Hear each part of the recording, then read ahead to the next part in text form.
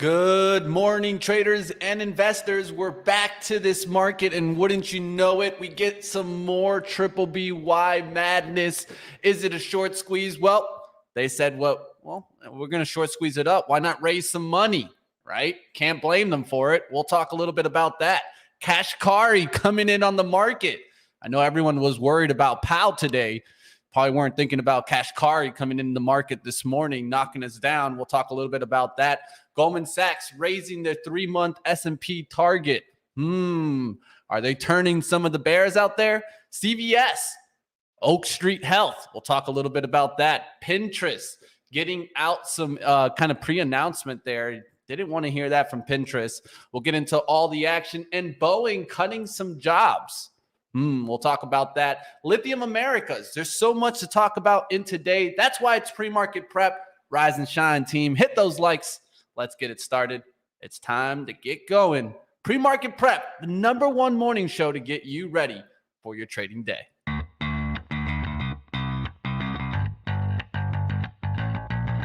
Coming to you live from downtown Detroit, this is Benzinga's Pre-Market Prep with your host, Joel Elconin. This is a volatile puppy here, isn't it? And Dennis Dick. I'm bidding a penny. I'd buy that stock for a penny.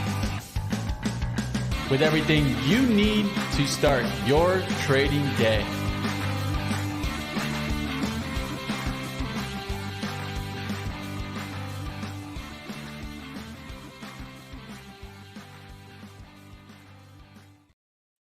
Good morning, traders and investors. Welcome to, I don't even know what to call it. It's not Turnaround Tuesday. It's just Tuesday. S&P up 2.25 handles, 2.5 handles, 41.26.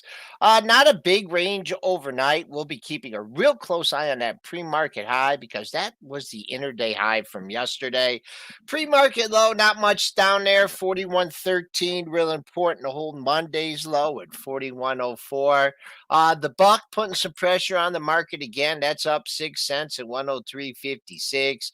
You have bonds in the red by 3/30 seconds, trying to find support after failing at 132. Crude bouncing back up $1.05 at 75.16.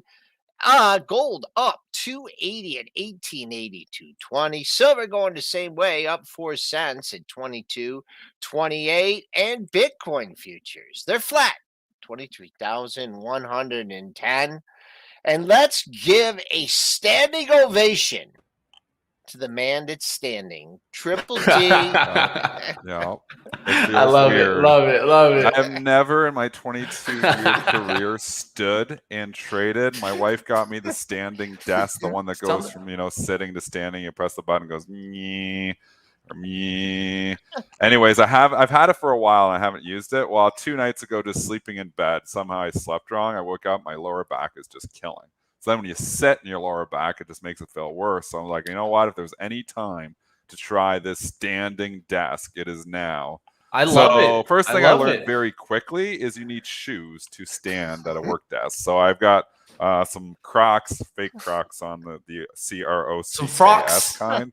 Some frocks. Are they frocks? They're frocks. What they're not Crocs, they're frocks. Frocks, yeah. I got the frocks on, the fake Crocs on, sitting with those. So anyways, I am standing today. So if I look different, if I'm swaying a little bit, it's You're in the middle of the screen. You see what I could do? I changed up the layout, changed up the view. Look at this. It's like my posture is so much better though right now. I'm like, maybe I should have did this 15 years ago. I wouldn't have this neck, coming off my shoulder problem. So yeah, everyone, take a little tip from here, right? We gotta stay in shape, gotta stay flexible. It's weird though, like you're so like when you trade from this exact same spots, like stuff's just a little bit different. So I find myself slower, so it's gonna take a little bit of time to adjust. But we're here for you. We're here.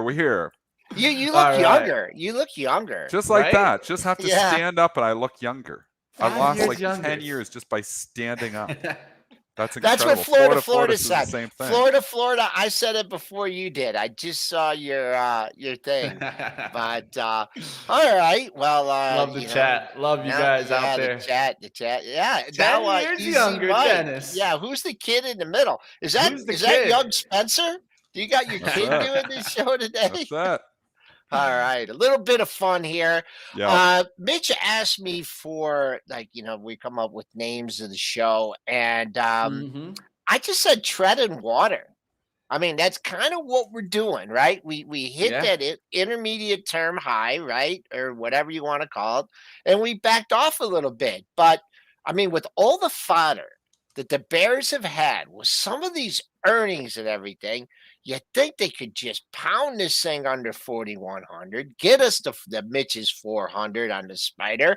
But no, there's a little bit of underneath demand here. Just you can just feel it. They're not It's there. super aggressive, but they're there. They're waiting for the pullback. The only thing that we got to what's Powell going to do today? I mean, he's not going to use he's not like the disinflation word. Like on his thing, he scratched that out. I'm like, I'm not using disinflation. I'm not using that word. So 1240, we'll As soon hear as you that. said that, everything started inflating again. That's all we needed. Disinflation word eventually immediately became inflationary. Most inflationary thing that came out of his mouth was disinflation. How ironic is that? Well, let's So, talk about. we did have some Fed speak talk. already here this morning, Yeah. Mitch. Can you bring us into? So we had, jumping the Definitely. gun here, cash carry, giving us a little bit of clues to maybe what the Fed is thinking. What cash carry have to say about 5:30 this morning? All right, let's get into that. I do want to just put it on the radar. I know some people are going to be asking, when does Powell speak? When does Powell speak? Well, just to put it on the radar here, it's 11 a.m. Eastern. That's Is when it? he will be speaking.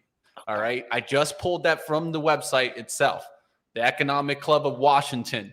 I've never been on the website before, but now I have. We'll see what happens. Economic Club of Washington. I don't expect him to speak about the economy right now. I expect him to speak mainly on monetary policy, but not necessarily the market. I think it's going to be like last time when he spoke at a kind of a forum and he said he wasn't going to talk about the markets. He might respect it again, just putting it out there. But let's get into Minneapolis. Fed Reserve's President Neil Kashkari on Tuesday, this was on CNBC, said that the explosive job growth in January is evidence that the central bank has more work to do when it comes to taming inflation. We need to raise rates aggressively to put a ceiling on inflation, then let policy work its way through the economy. Kashkari's indications that the Fed fund rates needs to rise to 5.4%. He also stated about how there's nearly 2 open jobs for every available worker, and average hourly earnings rose 4.4% in January a year ago. Of course, this just kind of shows us that the real wage inflation is real, and I don't see it slowing down anytime soon. I mean, the guy at McDonald's is going to make $15 to $17 an hour. Where do we see wages going? They're probably not going down. Very, very tricky. And this is one thing, again, disinflation, and people are confusing it with deflation. Completely different. Disinflation is simply that the inflation is slowing, but it's still there. Deflation is actually prices going down. We've seen none of that. But what we are seeing in certain pockets is that the price increases are starting to slow. At least that's what's shown up in the data. Now, in the real world, it doesn't feel like it's slowing down at all. We just go there and, you go to the grocery store and you see what's costing for everything, and it feels like it's a lot more. Obviously, this is the situation that the markets are in. Fed speak does matter. So we're going to get, obviously, Powell talking here at 11 o'clock. It is going to be market moving. I think they expect him to be hawkish. If he comes off, again, anywhere dovish, throws out the disinflation word again, I think they'll knock that word out of his vocabulary, or at least try to knock it out. They don't want him saying that again because, like we said, this disinflation word was the most inflationary thing that came out of his mouth. So I think he's going to try not to say that word. If he does say it again, it'll give the market a lift. So they're looking for anything dovish. The bulls are looking for anything to grab onto. It's going to be market moving. If he can stay hawkish, if he starts talking like Cash Carey was talking this morning, jacking her up to 5.4%, that could spook the market too. But just be aware, 11 o'clock, you're going to get some major market movement. Yeah, we're seeing some conflicting times on what time he's speaking. Yeah, I put the link I right up saw for you guys. 1240. Someone else saw 1240. But I mean, Yeah, I Well, can it's just fine I over just time. went right off the website itself, economicclub.org, events, Jerome Powell, clearly states Tuesday, February 7th, 11 a.m. Eastern. I've got a 1240 as well. yeah. Yeah, I, I've got I, 1240 multiple sources as Do well you, here, Mitch. So maybe the event starts at 11, yeah. but maybe they've that's what got they they've wrote it got on the the reminder that website. he's coming on. They tried to around- lean people over at 11 versus when I he's think actually going to so. speak. It But sounds to me like correction on the time. It sounds to me like it's 1240. I'm getting that Mm-hmm. from multiple sources here who are hitting me right now. So it Mhm. sounds yeah, to me like 1240 because Eastern. here's the website right here, right? That's the Economic Club of Washington D.C. But That's what I went probably off that's of. the event when it Yeah, starts. It's not actually when Powell. So the reception will begin at 11 if you read it, followed by luncheon and program at 12. So there you go. So the reception, I There you the go. wonder. event starts at 11. The program actually did programming the doesn't start till old 12. the old Got to read trick the on the fine website. print. You're like an algo, Mitch. You're just Oh, reading the headline. hey, I'm just reading the headline, bro. Get that I don't algo care blood about out of him. you. I don't care about him today. I don't think he's going to give I anything good. wonder what they're serving for lunch is my first question. But you know what I'm going to do? You know what and now Franz K, man, people are like reading my mind here. You know what my trading strategy is going to be for that when What he's is it going to speaking? be? What is Sit it gonna on be? I'm going to hands? put on my Chat GPI AI extra supermarket intelligence indicator. And it's just I'm not going to have to do anything because it's just It'll going to do it all for you. it's going It to do trades for you. everything. The new Chat GPT, which Joel's going to create, is going to do all the trading for you, and it's going to get all of the money in the world. So that's all you need. Yeah, I'll just I say, like that hey, idea, Joel. yeah, I'm just going to turn it as actually I got to program a few more things into it, a few more keywords, and then be on it. But let's get to. And I remember when who used to get mad? I used to call it pin interest. Pin interest. And I what was loved that? it when he called pin interest. I never got mad. I always loved that. You know who else? Never stop, Joel. Never stop. And Pin who else? interest. Yeah, that guy Dimitri. When I used to call it, it's Nvidia. But what did I used to call it?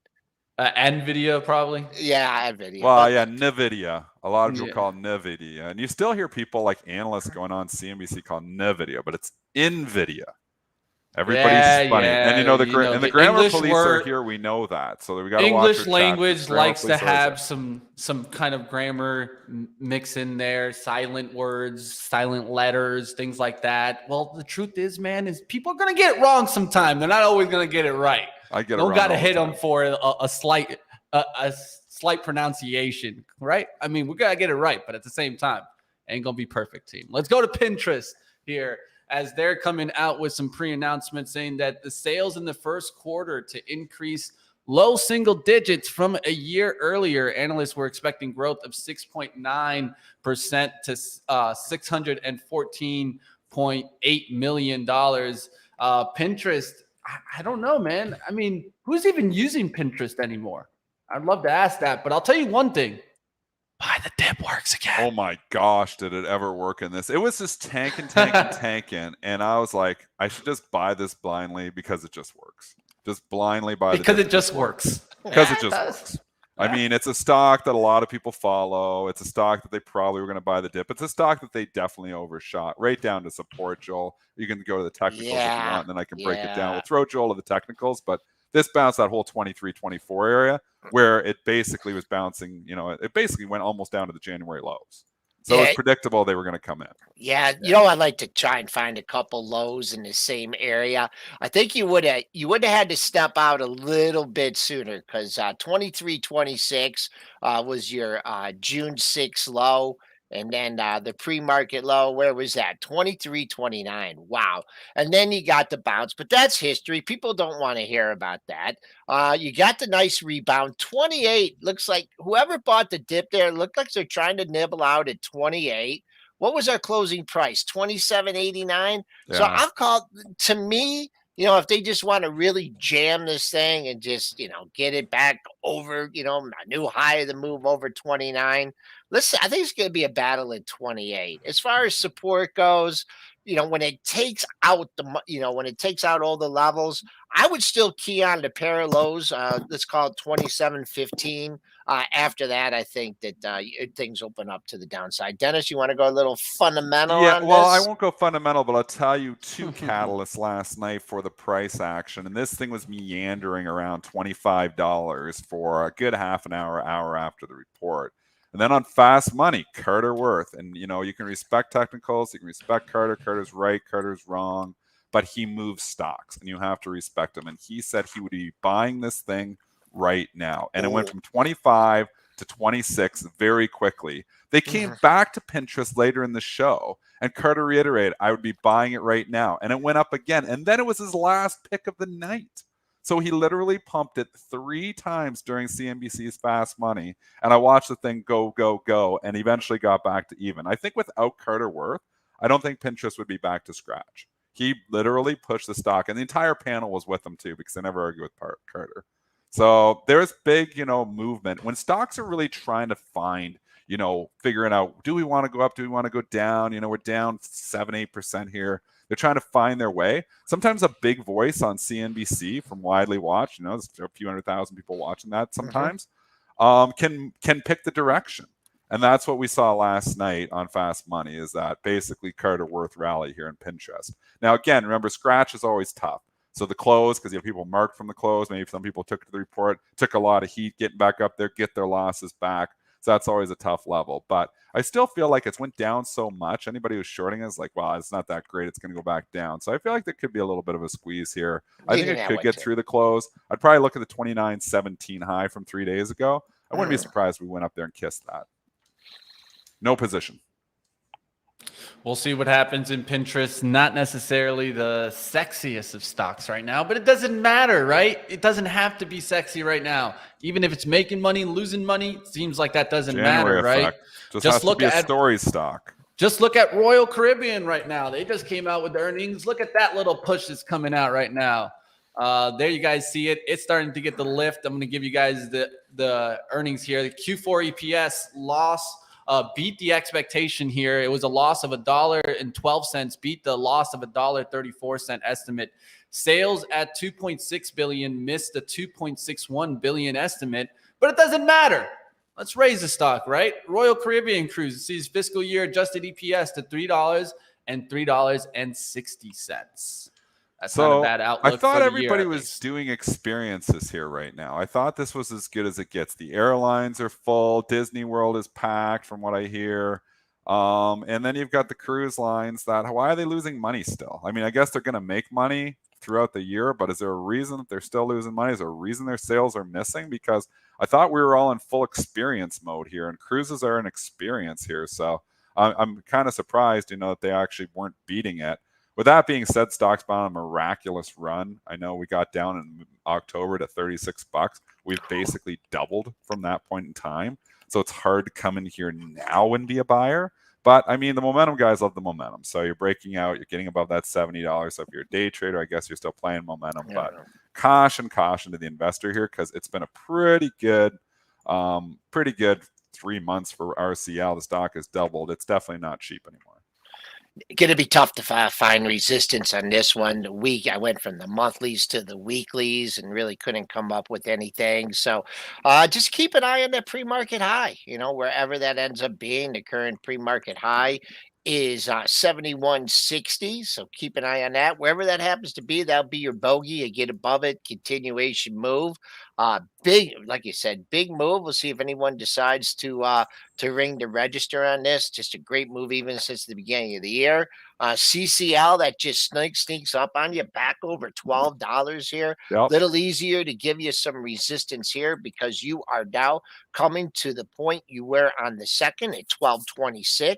So that's a level to keep on in CCL. And then NCLH, that's getting a little. Kramer says that one's best of breed. You think likes so? That one the best. I don't know. I don't follow him closely. I don't. He always likes it the best. I think it's it depends, right? I mean, you got your newer ships. They do have some newer ships. They have been coming back. I think they're kind of more the up and coming player. I wouldn't name them best of breed, but definitely up and coming player in the space. If I had to put them over Caribbean or Carnival. I would put them over Carnival. I don't think I put them over Caribbean yet. But I might be a little bit lean there, right? Because I'm going on a cruise, baby. April When? 23rd. I'm ready. Let's go. 7 Dennis, days. Who's Get hosting? out of here. Dennis, Are you should going to you- host from the cruise ship? Oh yeah. That's what I'm Okay, gonna be doing. why don't you hosting from your Yeah, cabin? right in the jacuzzi there with the phone. Yeah, that's There the you only go. way you'll So see Mitch me. is going to still host for us. He's not going to leave us hanging there. Did you see that office who- memo? I didn't see that office. Yeah, I didn't see the memo either. What cruise line? Royal Caribbean. There we Royal go. Caribbean. So we got a sale coming up. So we know the sales are going to be a little bit higher you go, because Money you know? Mitch is going on the cruise. Money Mitch Let's go. gets out there. He does it up when he goes. But this was a former booking, right, Mitch? Yeah, it was a formal booking that I pushed back, and then I'm now using the credits. So maybe so that's they why already they're still cashed missing. in that revenue. Yeah. Where are you going to? Where's it going to? Honduras, a couple Mexico spots. It's not too bad. And I'm going out of fun. Texas. Out of Texas, right? Wow. That's Evanston. interesting. I'll just tell you what. One quick story. We did a cruise with my family 100 years ago. Dana was really young, and we were in Honduras. And you know those zip lines, that you can go on. Gosh. Well, it didn't. You went on one of those? It did. Wow. Dana was like maybe 10 or 11 or something like that, and it was really hard to get up to where we're going. And so we get up there, and Dana's looking at me, and she's like, I don't want to go. And I'm like, and there was like really basically no way to get down. Risk reward is not there. And I looked at her and I go, I'm going. and I went, and then she like had no choice to go. And I gosh. think she's still mad at me about that. Spoos are slipping here, Dennis. We are now in the red by a couple handles. They're just indecision out here. Really important day, not only with the Fed speak going on, but to hold yesterday's low, to say, you know what, we're not going back down. The Bulls got some heavy lifting to do today, I think. It's again, we're still at the crossroads. We're still in a range here. I mean, it looked like we were breaking out, but then you get to the pesky 420. We couldn't quite get there, and then you pull back, and obviously, it was bad news. We talked about the bad news that we did have with Apple, Amazon, Google. None of them were great, and then obviously, you look at the jobs number, and you're like, well, that's inflationary. So Fed speak is going to make people nervous here today. They want confirmation that Fed is still talking about disinflation. They'll want to hear that word again. If they don't hear that word, it's going to spook the market. So it all comes back to the Fed. The Fed absolutely matters.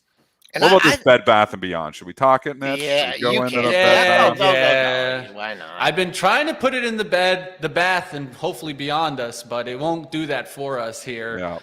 It wants to keep going. It's short squeeze there, and then raise the equity. Looks like they've received investor commitments to raise 225 million of equity capital initially, and also the rest of more than 1 billion offering over time. That sounds awesome to be an investor in Triple BY, right? Yeah, There's nobody. Massive dilution is going to happen here if they can even get the offering sold. It sounds like they're going to get it. I mean, the alternative, I guess, is bankruptcy, so I guess it's better than the alternative. Stock went into short squeeze mode yesterday. Wicked, obviously, in the afternoon, doubling, and we see this stuff happen. Stock's almost bankrupt, better buy it.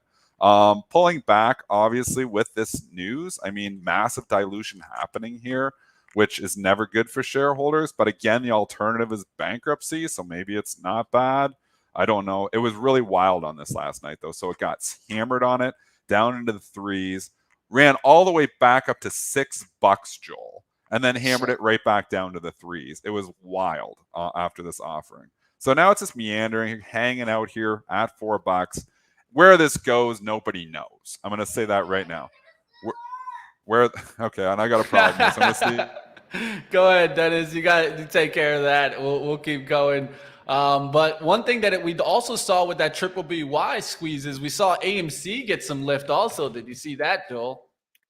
I did see that up 20 cents. It just look to the close. It was like a nice little rally from like 245. Rally. You know what? I just don't have. I'm just so tired of these stocks. I don't really know. Did you hear what AMC did? What did they do? So for their theaters now, they're charging different prices for the seats that you can get. So if you like those back seats in the movie theater, well, you're going to have to pay for more now. And if you But want the doesn't cheap that make seats, sense? Doesn't that make you got to sense, pay though? for the front seats. I mean, I think that's the most sensible thing that company's done in like 100 years. I mean, Oh, come on, well, man. You're no, come killing me, on. man. Well, no, I Oh, mean, what do you do at football stadiums and man, they baseball just trying to stadiums? they're just trying to nickel and dime us for everything nowadays, man. Now you got to nickel and dime me for the seat that I choose. That's like the Yeah. plane. When they did it on the plane, who actually pays for that on the plane? Like pays for their seats. I always select the just give me whatever seat you The can only give one me. is on Spirit, But that big front seat. It's probably a lot more money than it used to be, but it used to always be Dennis like said a I'll pay up. $25 upgrade to get the big front seat. I would always do that. But I bet you it's like $200 now because of inflation. So and that's Nickel only and like 3 dime, years ago was the nickel last and time I flew dime. Spirit. I think it was $25 usually. Sometimes it's 50, depending on the day and depending on the flight. But it's even worth $50 to get that big front seat. It's the only time I'd do it. Well, we'll see what happens in AMC if it can continue to lift Triple BY, raising. It seems like multiple companies have started to do this. We talked about this yesterday with that motorsports, how we keep getting these pops and then they raise equity. Well, they need to. All these companies are burning cash, and they're like, it's a great opportunity. That's well timed by Bed Bath & Beyond. It has the big pop, and they're like, now is the time. We were ready for it, and they were totally ready for it. They see the stock go up 100% during the day. Drop that offering tonight. It's the best time to do it, and they do it. I mean, they have to do it. It's not like they're doing something bad for shareholders. The alternative is going to be bankruptcy. So they absolutely needed to do it. So I don't know. Again, you can't just say stock's going bankrupt, it's going to zero. You can't say, oh, it's not going to bankrupt, it's going to 50. The massive dilution in here, this could go anywhere today. So if you're trading this thing, just be prepared to either win big or lose big because there's going to be no in between on this one. I'm probably avoiding it. Yeah, It's not a base hit stock. No, not at all. And just a general comment here. We talk about the closes a lot, right? And you had that, the dive here off the news, and you came back, and that rebound over 6. Okay, it got to 610, right? But what's the closing price? The closing price is 586. So how many people are praying for that mark today? Are praying for 586. So just a little bit of significance. And if you want support in this, if you honestly want my support, it's down at $3. That's your risk. You're buying it at 4. That's your support. It will probably see 3 and 6 today, but probably give you That's how it rolls. little bit of a technical outlook here. Remember, it's a leader though, so you can trade other stocks off of it. And just scenarios. If this stays down, maybe continues to GME. get hit, it's going to hit. Other stocks that are in there, and if it's obviously rallies back, which it's holding up well, which is maybe some of these meme stocks were really getting hit hard on this last night. Some of them have come back because Bed Bath & Beyond is not selling off further. So keep an eye on it. It's marked really from 4 right now. That's where it's been trading most of the after hours and in almost the entire pre-market session. So that's kind of where I've got the mark in my head. Starts ripping higher. People are like, oh, maybe these bankruptcy isn't going to happen for Carvana, So you got to trade, what you see here. I think that the Bed Bath & Beyond movement is an indicator for a lot of other meme stocks. All right, we'll get out of the Triple BY. We'll go to CVS now as CVS Health continues in the MMA spree as it closes a 10.5, as it's close to a 10.5 bet for Oak Street Health. Wall Street Journal reported also adding that the companies are discussing a price of about $39 a share. This has been rumored, I feel like, forever, but not forever. But obviously not forever, but for the entire January. So you can see the big pop when the rumors first hit, December the 9th. And then the 10th obviously reprices up to 30. It hung out there for a couple weeks, never heard anything more about it, so then it started to leak. I always like them if they get back to the price where they were. Right. This did not do that. But here's a strategy. We sometimes give out strategies. You get a stock, it gets a takeover rumor. It pops on the takeover rumor. Nothing happens for a while, and it leaks, gets back to where it was prior to the takeover rumor. Sometimes that's a good buy. Depending on obviously if the economy is still sound and everything. Like you can use an Activision example, but I mean the economy is in a completely different place than it was then. But it gets back to where it was, then you almost have like a call option, on the potential buyout. And here it didn't quite get down there. Would have been nicer if it got down to like the 23, 22 where it came from. Got down to 25 and change yesterday. Little far. And the people are, a little bit far, a little bit of risk yet. But I mean, the rumor comes out here and it sounds like it's, going to go through, and boom, it's 34% just like that. So that's what I like, how I like to play them. I was not an OSH. If it would have came a little bit lower, maybe I would have noticed, maybe I would not have noticed. But, chat, next time we have takeover rumors, stocks come back to where they were. Let us know if they're back to where they were, because that's a good trading opportunity for all of us. Dennis, you did that with one. Well, I remember 100 a couple years times ago. I've done it. You did it with Lorillard. Remember what that was going on? Yeah, I did it with Lorillard. I forget, was it Philip Morris buying them? I don't remember. But there was one you did it with recently. I can't remember. I've had that play a couple times, and it's worked out a couple of times. It doesn't always work out, but it's worked out before. The Lorillard was excellent. I got back in it, and then it was like literally a week later, it got bought out, and it was an instant like 25%. And I was like, wow, that was perfect. So, I mean, this would have been perfect. It'd get down there to 23 and then boom, up to 35. It'd be like, yep, that's the strategy. So, again, the strategy is it gets the pop. I don't chase on the rumor. But if for whatever reason it leaks over the next month or two and people forget about it, sometimes those where there's smoke, there's fire, comes back down to here and then boom, and then you get the buyout. There's an opportunity to buy them if you can get it back at the level where it was prior to the rumors. That takes a long time for them to come back. But this one was starting to leak and was trying to come back in. Maybe some savvy traders were paying attention to that. Maybe bought yesterday. What about CVS back at levels that you saw? Here, Joel, that it's not selling off on it. So I actually tried to short CVS last night on this, and it sold off a bit, and then it started rallying. I was like, it's not working out. And then it sold off a little bit more last night, but then it's come right back here again. So typically when you pay the big premium, the stocks will get hit it seems like almost always, but nothing's for always. Maybe it's just been beat up too much. I'm not sure why. Yeah. But, surprisingly, they're not hitting it on this. So, and it is substantial. I mean, $10 billion. It's not a small company. It's not like it's a $100 million company and they don't care. So they're not hitting it on it, which is somewhat surprising. They were hitting it a little bit last night, but it's come all the way back. So I'm surprised it's not down. Monthly, so it's at a monthly support area here. You were in October of 21. You made a low at 84.12 and kind of just hanging out at the $85 area. So if you've been waiting on this pullback, they've done some big acquisitions over. Didn't they just did they do Aetna? Did they take over Aetna? And Yeah. they take over? Yep. Yeah, they're. I don't know. Good I memory, don't unusual. just don't know what to think about this stock. I just know I go to Walgreens and man, they'd have zero employee retention there. I mean, every time I go, I'm dealing with a new person. So I don't know. I mean, I can never get Rite Aid out of my head. I know they're not Rite Aid. I know CVS and Walgreens are much better run, but obviously Rite Aid at one time was always the big three, and Rite Aid, is still alive somehow. But CVS and Walgreens have totally eaten their lunch. I want to just go back because we only got 2 minutes before Jonathan Corpina is going to be coming on. Yeah. Jagger is talking about, I think he's pronouncing it right, Jagger 912 in the chat. He's talking about iRobot coming back to the spot. And you know what? I was looking at this 3 days ago. So it's funny you bring it up. I was looking at this, and then I did a full analysis on it. Like I was analyzing it because the takeover price on this, I believe, is $61. So it's 42 right now. The takeover is still on the table here, Joel. And this is just obviously getting taken over by Amazon. They're looking at antitrust. I don't think it's going to get blocked. I think it could go off at 61. But the problem is if it doesn't. The earnings have fallen off significantly here. The company's fundamentals are deteriorating. They're not in a better position than they were back in June or July of last year.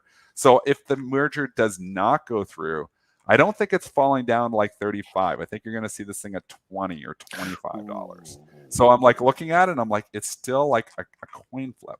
So again, if they let it go through, it's $61. They don't let it go through. If they block it for whatever reason, it's really small. It's surprising that they are looking at it with this much scrutiny because iRobot is such a small company compared to Amazon, but they're going to find reasons. And this administration likes to block stuff like this, or at least, likes to talk tough. I think it's down at 20 or 25. So I still think there's about 20 points downside. So I think there's 20 points upside and 20 points downside here. Part of me wants to take a shot because I do think it's going to go, but I think it's still just a coin flip here. So you can't just say, oh, yeah, I'm safe because it came from 38, so that's where it's going to go if they don't. It's just company fundamentals deteriorated too much. You can look at their earnings reports, and I went back and looked at their earnings reports, and the earnings are going down. They're losing money. burning cash, lost $1.78 last quarter, down from making $1.67. They're going in the exact wrong direction. I don't know, man. That's the problem, is that if it doesn't go through, and I did this on Kohl's. Kohl's was the one I did, Joel, and I got stuck on the wrong side of that one, where it was rumored, came back down to where it was rumored, and obviously it deteriorated. So I got a little bad taste from Kohl's on this one. So I'm a little bit spooked to do the iRobot, but I do think there's a decent chance to get to 61. Okay. All right. Got our Let's go guest ahead. here? Yeah, let's get towards our interview today, guys. Smash the like. Let's get it going.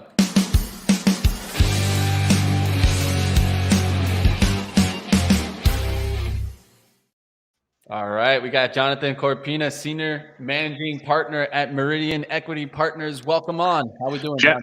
Gentlemen, good morning. Thanks for having me. All right, we know how long it's taken me to get this guy on with the New York Stocks, but there's a rumor going around Wall Street that tech issue was you just came with like these huge orders, and you went to all these different posts, and they couldn't process the orders, and that's the rumor we heard. Is that rumor true? Jonathan brought it down. Yeah, that was guilty as charged. I'm the one that brought the NYSE down. I think it was more of a technical issue of me trying to log into your show, and we had that's what it was. But it seems like everything is quieted down. Everything is resolved at this point. So all is good in the world for now. Can you just talk about that morning? Like, what were you thinking? Because I've been trading for 22 years professionally here. I've participated in the New York Stock Exchange Open every trading day for those 22 years. I've never seen it just not happen. And I had multiple orders that should have executed on the open, and they came back to me canceled at 9:30:00. Like, they literally came back to me. And I'm like, well, the stocks didn't even open. And I'm like, they've canceled these orders all back to me. So what I kind of felt like is like the system almost mistakenly cleared the book or something. And then it started trading with an empty book. Is that kind of how you saw it go down, Jonathan? Right. And listen, I think, I'm in the same boat as you. Been trading on the NYSE for a long time. And there's some certains, right, when trading on the NYSE, or certains that you feel like when you're putting a market order in on the opening, when you're putting a market order in on the close, you are expecting an execution under any circumstance. You're waiting for that report to come back, right? So I think what happened on that day, we can get into the details of what happened on that day, but from a trading perspective, I've been on the floor for many, many different scenarios, right? We've had 1,000-point openings and up and down. We've had wars and bombings and global pandemics, you name it. We've experienced it. What happened that day was just so odd, and immediately from the opening, we knew something was wrong, right? And it wasn't a question of looking at the tape, looking at the news lines, what's going on, what did we miss? We knew that there was some sort of technology issue as to what was happening and why we weren't getting the reports that we were expecting, and why were the opening prices that we were expecting, right? I mean, we're looking at these stocks consistently, and we're asking questions, and we've got the in front of us. So this stock is looking up 10 cents. 15 cents on a certain amount of shares, right? And when it doesn't open within that parameter, something is off, right? And it could be either two things. One is a buyer or seller came in and they dislocated the stock, or two is somebody might have hit the wrong button. And I think in this case, when we saw it time and time again, all at the same time frame, within that weekend, in some stocks, not all, that we knew that there was certainly an issue there. So it took a little time to figure out why it happened and what happened. I think from a trader perspective, the fact that it was a manual error, right, and not a coding error, or didn't work the way it was properly coded to work. I think it being a manual error kind of sits a little better with me. The fact that it happened doesn't sit well at all with me. But knowing what the problem was, knowing that it was a real simple issue that caused this massive headache for everybody that we're still unfolding at this time, seems to me like it was definitely just a one-off human issue. Okay. All right. That's a good way to sum it up. So let's get into some Fed speak here. And, everyone was anticipating perhaps some hawkish talk. We got a nice rally, got a nice, new high for the year, back to the September and December levels. I'm just kind of torn here, hitting that resistance and then pulling back market, trying to hang in there today. Are we on a Fed pause? Are we going to hear anything? What's your take on the upcoming Fed speak? Will we get anything new? Yeah, Joe, we're torn, right? You use that word torn, and that's kind of where we are right now, right? We've been waiting for some sort of catalyst to our market, whether good or bad, right? Something that's really going to make a conviction of a move into this market. We're not really hearing any of that. So what do? We kind of start grasping for certain things, like what do we think is going to make a move, or what do we think is going to make a difference, or whether it's kind of timelines on our calendar. We need to get past this Fed meeting, this State of the Union, this earnings season. So what are we going to hear from the Fed today? I don't think we're going to hear anything different than we've heard before, right? They've been very calculated, very orchestrated about what they say and how they're doing it. They continue to say the same themes. We're going to be data dependent. There could be, more rate hikes ahead of us, but economy is getting better and stronger. Job market's getting better and stronger. So they kind of play both sides of the fence here, and that's what they have to do, right? They can't really drive us down a path knowing that there's so much uncertainty of these ancillary issues that are there that can make them pivot. So they're kind of putting themselves in a position where they can pivot when they have to without orchestrating it too much. So I think from speeches that we're going to hear today, they're going to be in line with what we've heard before in the past, and I think that's okay, right? For our markets, I think we kind of need that. Keep that same theme, keep that same approach, and then I'll turn that into the State of the Union tonight. Once again, we're going to hear President Biden get up there, and this is his platform, and this is his, this is how he will orchestrate and verbalize what's been going on in our world and our economy. He's gonna talk up jobs. He's gonna talk up economy. He's gonna talk up the fears of recession coming back. People feeling a little bit more comfortable with that. He's going to use form as part of his 2024 campaign, right? So we're going to hear a real go get them type of speech.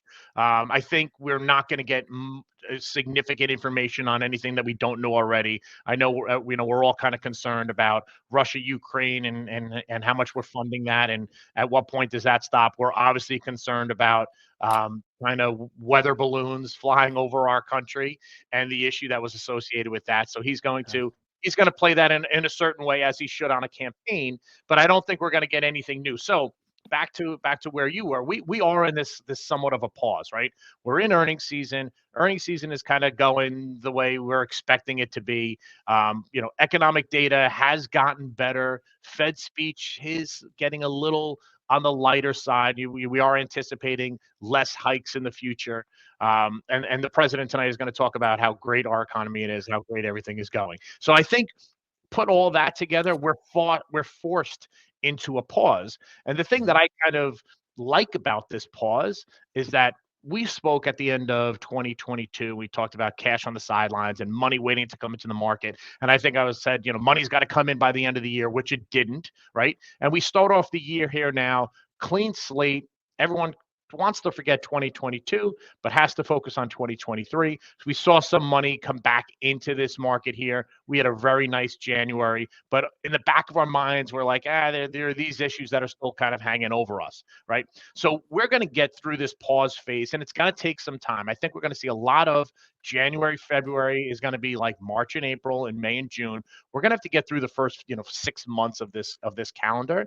And we can call that a pause. You can call that a churn in the market. You can call that whatever you want, but it's not going to be sexy. It's not going to be exciting. Yes, there will be trading opportunities, but I think at some point that cash on the sideline is going to be forced into coming back into this market. We're going to see that in the second half of the year. I think buying certain, stocks or ETFs or sectors that you've seen that have been beat up for some time or have finally found like some movement to the upside, but are still lagging behind in other areas. I think that's where you're going to see your opportunities on a longer term growth.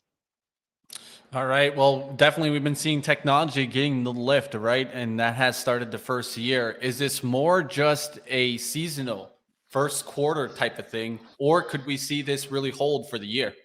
Yeah, I think it's too early to tell if that's just a, hey, tech's been beat up and there's been money out there, and look at the way Apple is traded, and let's buy some on the cheap, as opposed to this is the real rotation into that. So I do think that's going to take time, but if you take a step back and look at a longer term perspective, you're not getting into a tech sector, we're getting into tech like we've seen the pressure that we've seen on tech, and now it's starting to slowly rebound. Getting in now, I think long term, you'll have there'll be a positive effect of that. You might miss a lot of these up and downs that we potentially could see, and we've seen a lot of volatility in our markets.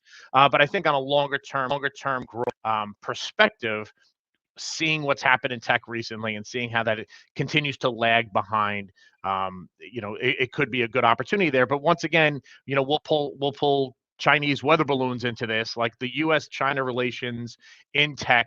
We're so dependent on them that if this relationship continues to strain and we continue to get tested and we continue to get put into a position where we're going to have to act, clearly tech is going to feel a negative effect of that.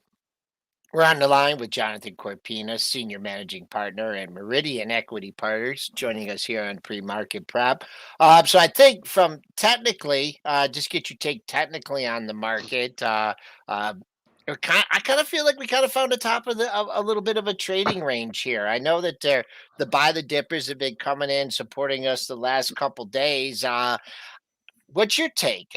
From a technical, 4,100, 4,000, a 50% retracement of the January move, or do you think the bulls are just gonna to make another stand here at this 4,100 level, push us through 4,200, and away we go?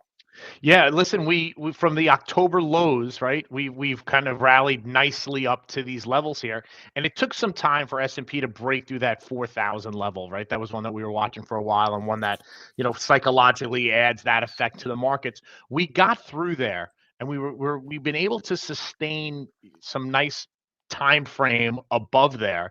I think 41, like we're trending in this area here.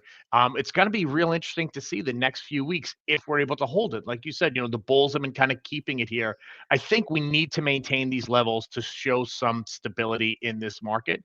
I know we've got a lot of economists out there who've talked about where the S&P is going to go on a longer term basis. I think on a shorter term basis, I think we're going to be able to sustain and hold these levels here. We're going to see a lot of volatility bouncing back and forth, but if we can maintain that 4 handle in the S&P, I think that's going to be real important. And what about sectors? I mean, we've had the rotation into growth. Value is, it's definitely the winner in 22 have been hit in 23. The growth. Do you see anything that's kind of going under the radar? I know energy had a big year in 22, kind of vacillating here in 23. Yeah, Give us some sector talk. Yeah, not so much under the radar stuff, but I mean, you guys were talking about this earlier. Look at the airline stocks, look at the hospitality, look at travel. Like this is such a sector that eat up over such a long period of time, and rightfully so, right? And now we're getting to the point where people potentially are feeling more comfortable spending money. They're comfortable traveling, right? And they've had this kind of backup in their trips that they've said, okay, every year we're going to do this trip or that trip, and that was delayed and delayed and delayed, and now people are starting to play catch up on that. And whether, as you guys spoke about, whether that's people who are initiating new trips or these are credits from past trips that they're putting into play. But I think keep an eye on travel and leisure. I do think it's been beat up for so, and people are going to continue to have that mentality of, well, I'm not going to travel, and I'm getting nickel and dimes for bags and seat prices and and cruise excursion fees. That's still going to be there. I think that's a sector that does have growth, but I'll compare it to a cruise ship. Turning a cruise ship takes a long time. I think moving this sector is going to take a long time, but these are opportunities when to get into a sector that is somewhat forgotten about or pushed to the side for now, while others are focusing on some of the higher flying sectors. How about the financials? I mean, one thing that kind of kept me out of, neutral to bullish was, the way this JP Morgan had been acting, Bank America on its way back up. I mean, JP Morgan's just strong here. Any take on the financials? I know they're not sexy, but they're an important part of the economy. What's your take on JP Yeah. Morgan, XLF, or financials in general? Yeah, look, I mean, like you said it, they're not sexy, right? I mean, I think as we continue and as you and I have spoken about for quite some time, rules and regulations continue to limit their earnings potential, and they're going to have to continue to find other ways to increase their revenue streams. We listen to, we listen to Jamie Dimon and his outlook on the financial sector and where he thinks they shouldn't be investing their money, like in cryptocurrencies, and then you flip that to some of these other larger institutions have looked at branching out into certain other areas. I think financials have been a sector that's been put under pressure, but once again, these were opportunities, and maybe we've missed the boat here, but these were opportunities where you look at a JP Morgan and you look at the difference in gap between the highs and the lows of where it was and where it went to down in October lows, and you look at that as an opportunity, like, I should probably pick up some at these prices here. How wrong can I possibly be? And I think some of that is what we've seen getting these stocks up to certain levels. We talk about mortgage rates, we talk about interest rates, we talk about credit card loans, car loans. All this kind of ties into the financials. I think the fear that we see or feel that we think is that some of these consumers are just going to get priced out of some financial transactions, whether it's buying cars, whether it's buying homes, or whether their credit card bills just get too big with their high interest rates. So we might start to see some transactional declinage in that area there. But I think as a whole, financials have been one that's had some pretty decent pressure on it, and has finally shown us that these areas might be areas where we've kind of bounced off of and getting some stability. Great interview here with Jonathan Corpina, Senior Managing Partner at Meridian Equity Partners. I got the routine now. I know you work from home one day a week. We got it down. We had a little bit of trouble getting you on from the exchange, but we got it down now. And then I accused you of going on Fox instead of coming on our show, and you informed it. It's one of those things. I'm like, and then it was like, hey, dummy, that was yesterday. So I always love getting put in my place. Thank you, and I thank you guys for your patience. Doing Zooms from the exchange is some very restrictive. So, and as much as I enjoy doing it from the exchange, also I enjoy doing it here. I can bring my floor perspective here, but I don't have the crazies running around in the background and people chirping. So I can spend a little bit more time doing this. All right, we got it down. We got the routine down. We're going to get you on once a month. Thanks a lot. Love it. Thanks for your help. Be well, guys. Have a good one, Jonathan. Thanks, A Jonathan. little bit of a hit. Couldn't take out the pre-market low, down 650, 41.17 in the quarter. As I said, just holding above that pre-market low. Yesterday's low, 41.04. I see the beamer. Give me the ES. Oh, I got What do you no, got? not the Gmer. No. It's JPM. No, S&P. Oh, JPM. I couldn't see it. Yeah. Sorry, not IBM. Yeah, no, that's it. I'll show you the SPY. I mean, it's just, Dennis, did you see any kind of imbalance flipping there? They're a little bit to the south side. They're not crazy. The banks I'm seeing relative. If I'm just looking, and obviously I always look at from my screen at pockets. So I got the financials over here, and I got the oil stocks over here, and I got big tech. Big tech's still relatively strong. Microsoft is ripping here this morning. They're expecting a big AI announcement here coming up today. That is the rumor anyways, and that's why ChatGPT product AI is the word of the day. Metaverse. Bitcoin. So anyways, they're expecting an announcement here from Microsoft. It's up 1.33%. That's holding up. Meta's green, Google's green. Tesla has been green because Ron Barron was on CNBC this morning. He always moves up. Seems like it always moves up when Ron Barron's on CNBC, one of the biggest Tesla bulls you can have. So I'm seeing tech okay still. I'm definitely seeing weakness in the banks. I'm definitely seeing weakness in consumer staples here this morning. I'm seeing weakness in some of the drugs. I'm seeing other pockets of weakness just to make up for basically the kind of strength in tech. And then oil is actually up today too. So it's very mixed right now here, Joel. Yeah, definitely. We can give, let's give really quickly, let's do the BP outlook there for oil. BP did give earnings today, Q4 adjusted EPS $1.59, missing the $1.67 estimate. Sales of $69.26 billion, beat the $53.79 billion estimate. They did announce committing and allocating 60% of its 2023 surplus cash flow to share buybacks. Also increasing shale production here for 30 to 40% by 2025. Expects to double hydrogen production project pipeline by the year's end. So it looks like they're making some money, at least, that's for sure. I just feel like oil stocks have had their time here, and right there's a now reason it's why. like maybe we go right back to it. I mean, if tech starts to it's sell tough. off, there's definitely starting to be an inverse correlation between oil stocks and tech stocks. So oil stocks have not had a fantastic January. They've held up okay, but the latter part they've been getting hit. So we're basically right back down on the XLE to the January lows. There is a loose inverse correlation right now still between oil stocks and tech stocks. So keep that in mind. If tech starts to sell off significantly, I expect oil stocks to get a lift. One I was eyeing was Oxy, OXY, almost getting back to the 57, 58. We know we got the Buffett put down there. Every time it comes back down to the 57, 58 area, he seems to buy more stock. So I think as OXY starts to get down that area, people might forget. I didn't forget. I have it written down on my paper here to actually take a look at that thing if it gets down to $58, because I believe Buffett will buy more stocks if it gets down to $58. So that's one oil stock I'm rallying. BP's already priced over in Europe. Yep. That's one thing to consider, these ADRs. It's not like it just opened here and it hasn't had an open here. It's already been open here since 3 o'clock this morning in Europe, obviously. So it's kind of where it wants to be. I'm more of a sell the rip in oil, though. I just feel like oil has had such a move. A lot of people still hiding there. I think I'd be just taking profits. The BP, I'll just go specific on this one. Your recent high, the move made last week at 36.60, and you're bumping against that in the pre-market. So we got 3 minutes left here, and I'm gonna fire. I'm gonna get a good little rant out of Triple D here. Let's cover Baidu.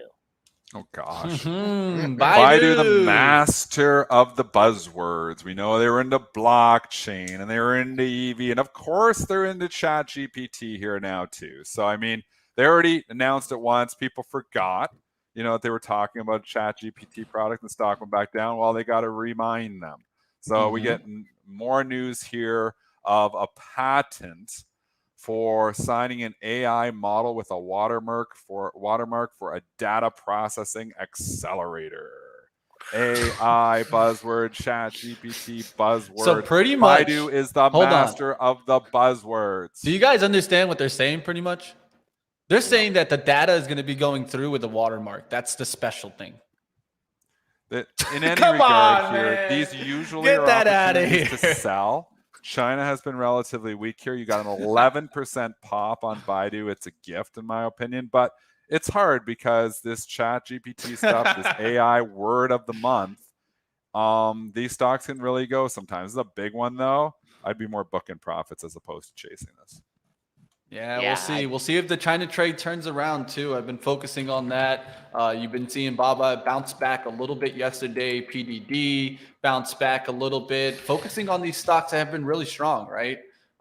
These have been, I mean, if you look at PDD, it's been a monster run since November. That's been the leader. Yeah, I'd keep an eye on that one. And it looks like still a ways from breaking down. I mean, you've had move up after move up, gap up after gap up. Right now, major support coming in at 90 and coming back on the upside. I mean, you did have a pretty significant tumble here, 16-point tumble. So 8 of that. Let's see what happens to this $98 area if you get back up there. Nothing on there in the dailies. 2-day high, 99.47. All right, and then one more that I wanted to just sneak in, the LAC news, right? Lithium America is receiving ruling from federal court confirming the permitting process for Thacker Pass was conducted thoroughly and responsibly, pretty much giving them the ability to now start construction. So LAC was one that I was looking at in 21s. Now starting to look good. Are you in it? No, I got out on the day that the technical issues happened in the market. I just Yeah. got spooked and I got Yeah. out that day and the stock just ran from there. Yeah. And I didn't want to just chase it after that because Yeah, I don't like chasing either. I didn't get That's out okay. because the stock was going down that day. It was You just you were I spooked got with what's going on in the spooked. overall I literally market. closed everything. I said, you know Yeah. what? I'd rather be out and not be in a position right now than not understand what's going on. So we'll see if these can keep running. I know I think these are LTHM more selling opportunities here too. It's like buy on Mhm. rumor, sell on news. You actually saw the lithium trade come off yesterday, which makes me think that people who were like watching their LAC stock go down yesterday be like, oh, I get a gift here because the last 3 days has not been great for the lithium stocks. LAC, LTHM, ALB is the biggest one. It came off yesterday too. So I think this is more of a selling opportunity. Yeah, pre-market high. It looks like just a firm seller here at 26.90. And if you look at your dailies here, going up back at this area, you had a couple highs flanking 27. So this one, for I can remember when it gets some of these big pops, it's faded. But we'll see how that acts today. S&P's down 7.25, 41.16, called 7.5, just hovering above that pre-market low of 41.13. So back on the upside, we'll use the close as decent resistance at 41.23.50 if you get a little sympathetic rally after the open. Triple D, I'll check in with you at the top of the hour, and everyone have a good day out there. Remember Fed speak. So 1240 markets are going to move good here. old Powell. Fed speak. Yeah. I actually don't expect too much from Powell today. I know that a lot of people are, but we'll see what happens there. What He's I going to am try looking not at, to say the word disinflation. I Yeah. think they're going to try. I think they've probably talked to him and say, don't say that word. I honestly think that. I think they're going to. I'd be surprised if I hear the word disinflation. That's going to be the word they're looking for, though. I wanted to talk to you about Tesla here because it seems like it's starting to get sideways here. It's had multiple times to try to get through that 198 area and went to even 199. Has been failing there. I'm looking at it to see if it can get to 200, but if it can't do it today, I have a feeling we're going to start breaking down on this chart. It's a huge level. Mitch, Huge level. You've identified this Look level. to the this left. 200. Like, I mean, right there. Those levels seem like resistance. But if it gets through it, you could get that expansion through, right? And so I think I'm not running in front of it. I'm not running in front of it until it comes up to try to reject that move first. Yeah. Then gives you that whoosh down. We'll see what happens. I know that there's a lot of Tesla traders with a lot of calls in the 200s. We'll see what happens today. It'll be some fun action for sure in Tesla. And one of the things that you can clearly see is just look how toppy it's been in the last couple of days. I feel like today is that day where either it's going to give you that 200 or probably come back closer towards the 190s. And remember, look out, and if it does break out and you think, okay, 200, we're getting 250, you've always got to be careful of the breakout becoming a fake out. So if we get up over 200, go 201 to hit the stops, the people leaning on that, and then come back down and start going 199, 198, you want to see a break out. You want to see it continue to break out. You don't want to buy 201, think we're going 250, and then look at it 195, because then all of a sudden you got that breakout becoming a fake out. You catch people, and that can actually start the catalyst for the sell-off. So just be careful that the breakout doesn't become a fake out here. Be cautious here. It's been a fabulous run for Tesla. It is up this morning because Ron Barron was on CNBC, and just be cautious here with it. But again, if it can, get over 200 and can hold the 200 level, then you start thinking about the 220. We'll see if we get it right. Tesla's been an absolute monster. We'll see if it I'm continues more inclined to run. book profits here, but again, you know me, I sell the rip. So I got to go. Nothing wrong with that. Go do what you do, man. Thanks, Stand up. Go kill it, man. I'm trying. Have a good one, Dennis. Flex, man. All right, team. We're going to get you over now to live trading. That's coming up next. You guys don't got to go anywhere. And I've been listening to you, team, out there that want more, live trading. So I'm really working in the background to get some more to you guys, whether that be different shows, swing trading, whether that be bringing traders on. I'm listening to the feedback that you guys are giving me. And if you guys have any other feedback, feel free. Hit us up, shows@benzinga.com, or you guys can hit me up directly, Mitch@benzinga.com, right? I'm always trying to make improvements to the content. So if you guys want more on Benzinga, maybe you guys want more Dennis, specifically tell me what you guys want, right? That's what it's all about. I know Dennis focuses on his trades, so we ain't going to get live trading from Dennis, but maybe we can learn more about his styles of strategy. You want to learn more arbitrage style. And of course, check out the webinars that we've already done on premarketprepplus.com, right? Or premarketprep.com for premarket prep plus. Sorry about that. A little confusing there. But I want you guys to also, of course, keep building with us on the book club. Figure out ways that you guys can keep growing. Let me know. I'm here for it. That's why I started the book club, because I want to get back to you guys. So let's keep growing. Let's keep growing together and giving some feedback, and I'll make sure that we keep pushing forward. You guys smash the thumbs up. Time to get over to some live trading action. It's time to flex on this market. I'm feeling a little bit bearish today. Will the bear win today? Find out, team. Come over to live trading. See how the bear does.